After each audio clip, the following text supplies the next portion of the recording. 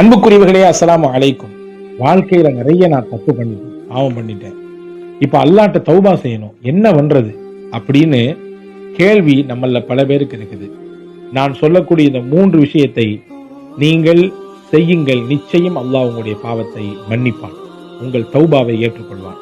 First one, நீங்க என்னெல்லாம் பண்ணீங்களோ அல்லாஹ்ட்ட அதை ஒத்துக்குங்க. நான் இந்தந்த மாதிரியான காரியத்தை இந்தந்த நேரத்துல செஞ்சிருக்கிறேன், இந்தந்தமான தப்ப இந்தந்தமான பாவத்தை நான் செஞ்சிருக்க, அல்லாஹ் என்னைய மன்னிச்சிரு அப்படின்னு சொல்லுங்க.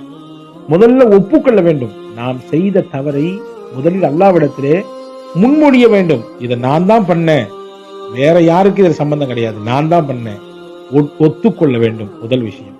இரண்டாவது, நம்முடைய தௌபா அங்கீகரிக்கப்பட வேண்டும் என்றால், நம்மால் பிறருக்கு ஏதாவது இடைஞ்சல் ஏற்பட்டிருந்தால், அநியாயம் ஏற்பட்டிருந்தால், மோசடி ஏற்பட்டிருந்தால், அந்த சம்பந்தப்பட்ட மனிதரை சந்தித்து அவருடைய மன்னிப்பை பெறுவதற்கு நாம் முயல வேண்டும்.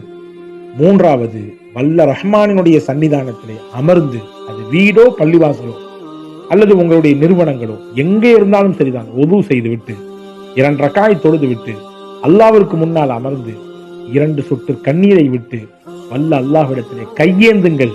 இந்த 3ம் தான் தௌபா. செய்து விடுங்கள், அல்லாஹ் நிச்சயம் மன்னிப்பான். அல்லாஹ் தௌஃபீக் செய்வானாக.